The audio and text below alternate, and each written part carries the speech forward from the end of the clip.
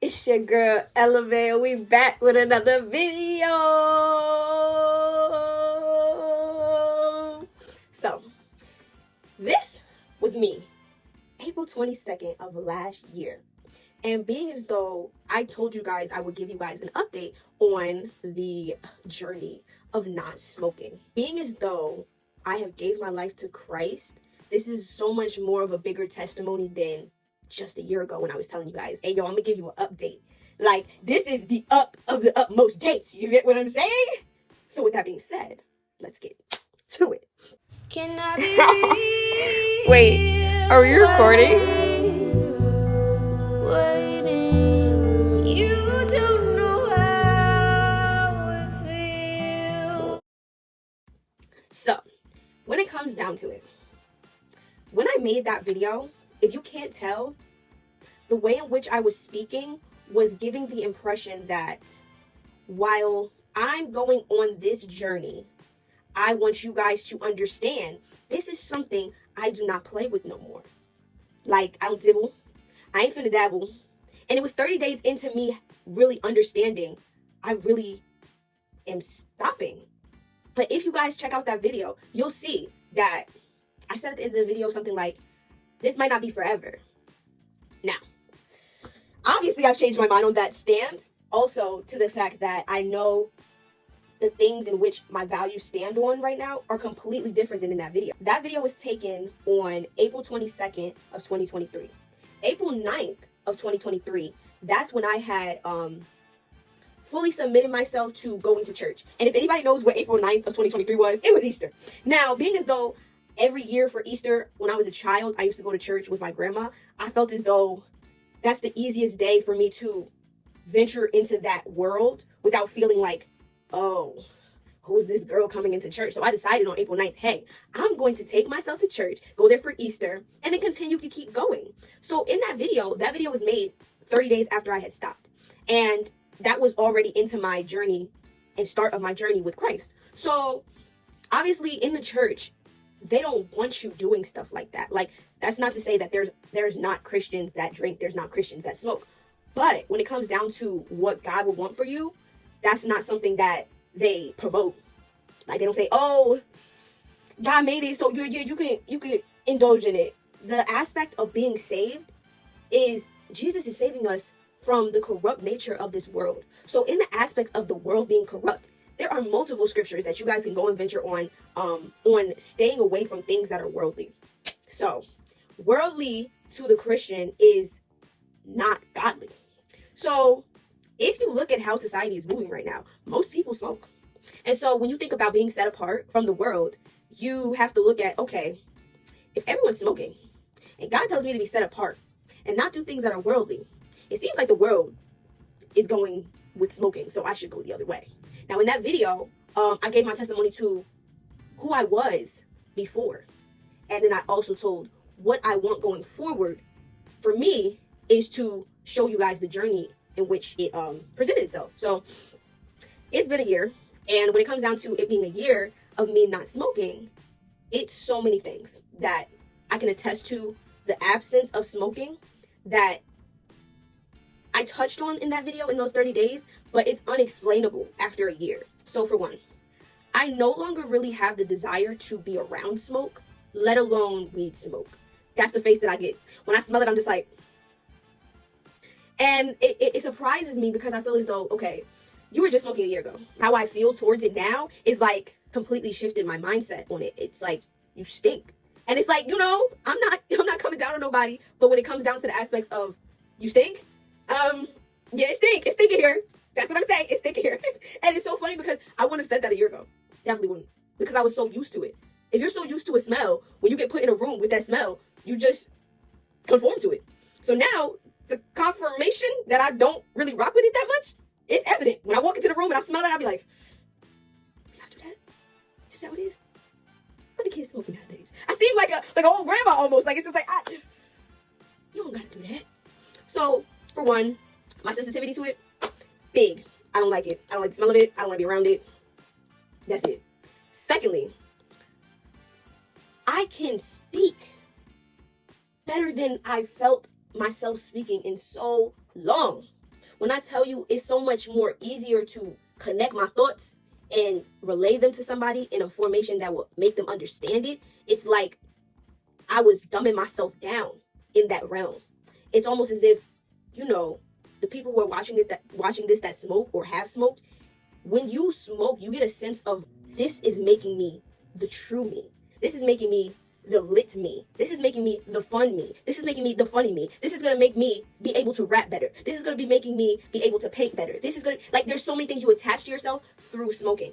And I can attest to it. I used to tell my mom, I can't not smoke before I do my projects. I used to tell my mom, I cannot not smoke before I go out. Like, it started becoming a habit that was before anything that I needed to do. And so because of that, every ounce of who I was connected to that personality. And so me speaking to people now, as much as I'm a shy person, and the way in which I conduct myself when I speak to people is completely, evolving and in itself, looking aspect of who I was when I smoked was like a completely different person than who I am now. And you can attest that to not only the fact that I gave my life to Christ, but because I'm clear-headed, I'm sober-minded. You can't push things past me like you used to be able to. You can't say certain things to me and not have me register it immediately. And so sometimes when I was smoking and I was high, I used to be like, did they just say that? It's like, you're a little slow. Like, and it's not like saying that anybody who smokes is slow, but your mind is not moving at a high rate. Your mind is not moving at the optimal rate. And you're constantly being misunderstood. When I was smoking, everybody's be like, what are you saying? Oh, you ain't saying nothing. And it's like you used to put down what I was saying because they felt as though I didn't understand what I was saying. And truthfully, I may have not understood what I was saying. And sometimes that weed used to make me like sleep. So when it comes down to me being sleepy, I don't know what I was saying. So number 2, I'm able to speak more clear and know exactly what I want to say and how I want to say it. 3, I have become secluded from a lot of things. And by secluded, I mean like there's just certain places I don't go. And knowing that I don't go to those places is not because I don't want to, but because I have no place there. There's nothing there for me. Nothing.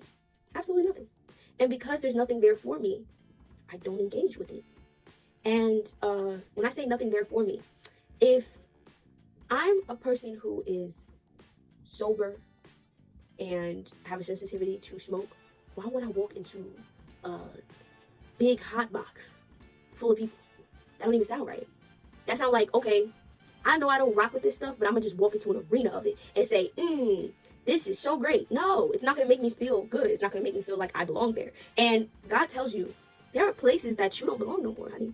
And because you know that you don't belong there, why even engage with it? I used to tell people all the time, don't invite me to parties I got to pay for. Because me, if I got to pay to be in a sweaty hot box with a whole bunch of people, it doesn't seem like a fun time. Half the people don't even have the communication skills to even have a decent conversation, let alone they all smoking and they all tired.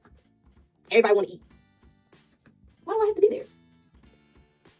I was ahead of my time on that stance of how I thought about things. And truthfully, God put those confines to how I conducted myself because it made it so much easier for me to not be attracted to that lifestyle when I came to Christ. He doesn't want you to be conformed to this world. This world tell you to go party, go smoke, go chill, go out to eat and get drinks and smoke after and hot box and do this and do this. And if you ain't smoking beforehand, you ain't having a good time. It tells you all those things. Your friends make you even feel like, yo, we got to smoke before we go. Even when I decided to stop smoking, my friends still tempted me to smoke. Now, when it came down to that, I have the choice to say no or yes. But it becomes a thing where if you're not rocking with the things that they rocking with, they ain't finna invite you to nowhere. And you gotta be okay with that. And I'm perfectly okay with it because truthfully, again, I don't have a place there. So the sensitivity, clear speech, I have no place in certain areas. And 4, as I go deeper in this walk with Christ, I realize that he's our example of who we should be. So my identity is now rooted in Christ and who he was and who he is and how I can try to be as close to that as possible. We are humans. Jesus, all God, all human. So because that, he shares the trials and tribulations with us. You get what I'm saying? He was tempted to do things. But when it comes down to, are you going to engage in that temptation? That revolves around your morals and how you fit into society. I'm set apart for God. I don't need that stuff. And knowing that I don't need that stuff helps me see and discern where I should be and where should my values be in these arenas and these spaces and these people who are talking to me about these things. Everyone says, hey, like, I feel the best when I'm smoking. Smoking helps with my anxiety. Smoking this, smoking that, smoking this, smoking that. When it comes down to how aware you are not aware. You aren't. And you can try to say you are, but I even said I was, and I wasn't. The awareness I have now, especially being a servant of Christ, it's a sensitivity to being aware of things that are going on around you. When you're high, you're not aware. It's a true fact. You're not aware. You can say you want 50, but you definitely want like 25. 25% of awareness. And that's a problem. Now, if you don't think that's a problem, I hate to break it to you, but that's a delusion. That's a deception. And a lot of people who are smokers are deceived because everything they believe is not truly what is happening. That smoke and highness deteriorates your ability to see everything clearer. You may think you're looking at this clear, and it's not. I took tests high. I rode roller coasters high. I walked through places high. I walked through parks at night high. I drove high. These things that we connect ourselves to become our identity. And because of the fact that we move with these things so loosely, that becomes the norm. How many of your friends you know that smoke and drive? How many of your friends you know smoke before events? How many of your friends you know smoke before school? How many of your friends you know ditch class for smoking? You guys can definitely do that after school. But now you're so bent on getting that fixed. It's now messing with your schoolwork. It's messing with your mind. You think you need it 24/7. That's an addiction. And the sooner you understand its addiction, the sooner you'll understand that weed is a gateway drug. And because we all knew this when we took DARE as little kids, why do we subdue ourselves to that when we're adults now? You ever wonder that? Why do we allow ourselves to take something, make it our identity, and if it's not in front of us, we go to other drugs? Now I need something to make me more high. I need a better strain. I need a this. I need a that. And everybody says that they don't got no money. But when it comes down to it, you got money for weed, though. And I touched on that in the last video because once you start allowing yourself to now make that a budget into your life, you're addicted. There's an addiction, a spirit of addiction over your life. And that's not good. Because if you can't live without it, when it's not there, you're going to want something else. And that's why they call weed a gateway drug. And I can attest to that because I did other drugs. I don't think I was out here doing coke or nothing. But I was doing other drugs. And I didn't believe it was a gateway drug until I did that. And it's like, you will have a choice.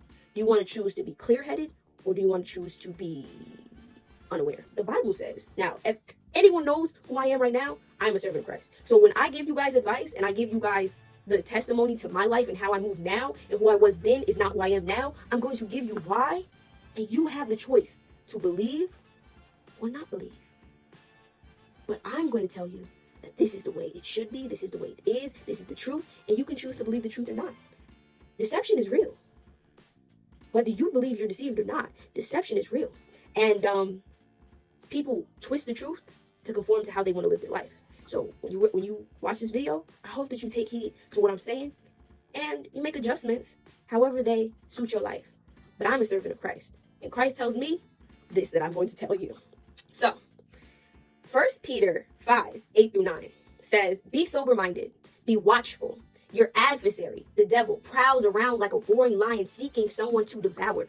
Resist him, firm in your faith, knowing the same kinds of suffering are being experienced by your brotherhood throughout the world. I took the sacrifice of not smoking. And by me doing that for my betterment, for my walk with Christ, I can help others. Because once you see somebody else do it, and you see what the benefit it brings to their life, you have an example of why you can do it. And truthfully, I've always wanted to motivate people to be better. And I made a video and I put a song behind it. It was like, gotta do better. I gotta do better. And when I made that decision to stop smoking, it wasn't because I was a servant of Christ at that moment. It was because I felt like who I was in relation to my cousins, in relation to my friends, that's not who I wanted to be. That's not who I wanted to set an example to be. I wanted to be myself. And if you think that me is smoked out, how can I help you? How can I show you what you should be doing? You won't listen to me because we're on the same level. We do the same things. We conversate the same. We smoking the same. Why should you listen to me? Everything I'm doing the same thing as you. If everything your friends is doing is the same thing as you, when they try to give you advice that's different than what you guys were doing before, they're gonna look at you like, well, wait, weren't you just doing this? That's a reasonable question. Weren't you just doing this?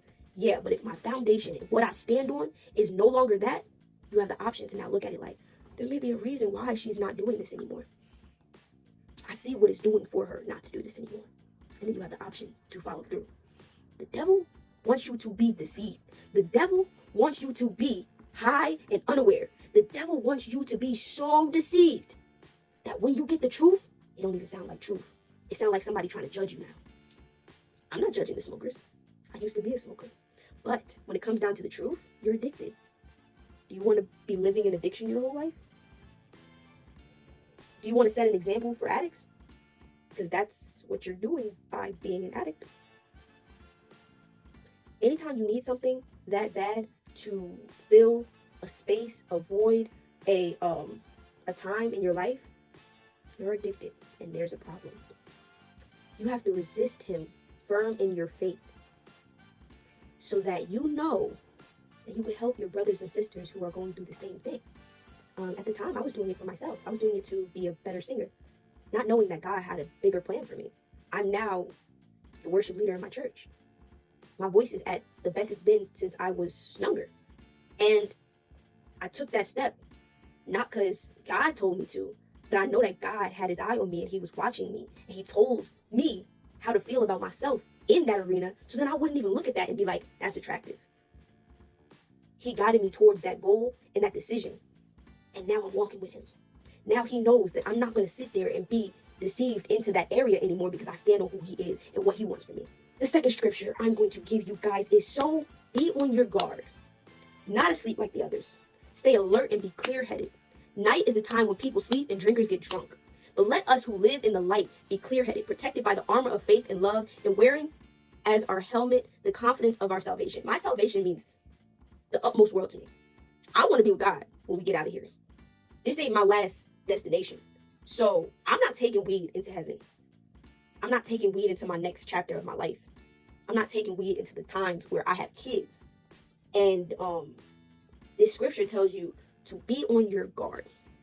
Not asleep like the others. Everyone can tell me that there's different strains that make you not sleepy, but all of it is a mechanical system to alter your mood, to alter your bloodstream, to alter your body, to alter your mind state, to alter your vision, to alter your hearing, to alter your speech. Everything is altered.